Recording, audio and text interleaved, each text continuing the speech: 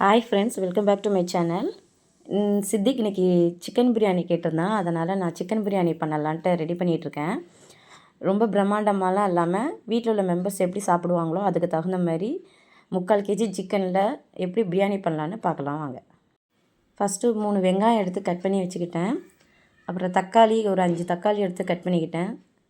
பச்சை மிளகா 5 பச்சை மிளகாய் எடுத்து நடுப்பற கட் பண்ணிக்கிட்டேன். அப்புறம் பார்த்திங்கன்னா புதினா மல்லி இலை ரெண்டையுமே நல்லா பொடிசாக கட் பண்ணி வச்சுக்கிட்டேன். சிக்கனை நல்லா கழுவி எடுத்துக்கிட்டேன். இது 3/4 kg சிக்கன். எங்கள் வீட்டில் உள்ளவங்களுக்கு சாப்பிட்ற மாதிரி தான் நான் 3/4 kg தான் எடுத்துருக்கிறேன். இஞ்சி பூண்டு பேஸ்ட்டும் அரைச்சி வச்சுக்கிட்டேன். ஃபஸ்ட்டு பாத்திரத்தில் நெய் ஊற்றிக்கலாம். அப்புறம் கொஞ்சோண்டு ஆயில், தேவையான அளவுக்கு ஆயிலும் சேர்த்துக்கிறேன். நெய் சூடான உடனே சோம்பு சேர்த்துக்கிறேன். அப்புறம் கிராம்பு, அப்புறம் பட்டை, எல்லாமே தேவையான அளவுக்கு தான் எடுத்துருக்கிறேன். அப்புறம் பட்டைப்பூவும் எடுத்துக்கிறேன்.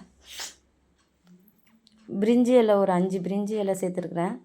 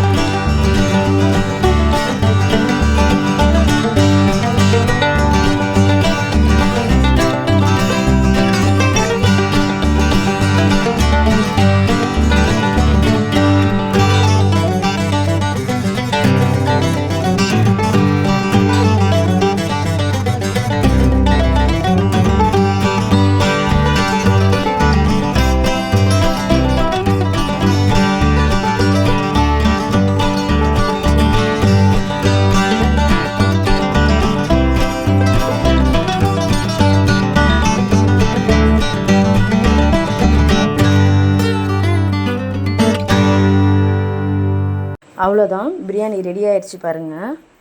இதுக்கப்புறம் என்ன பண்ணுவேன்னா சிம்பிளாக தம் மாதிரி போட்டுருவேன். நான் தம் போட்டோன்னு வச்சுக்கோங்களேன், இன்னும் கொஞ்சம் நல்லாயிருக்கும், உதிரியாகவும் வரும்.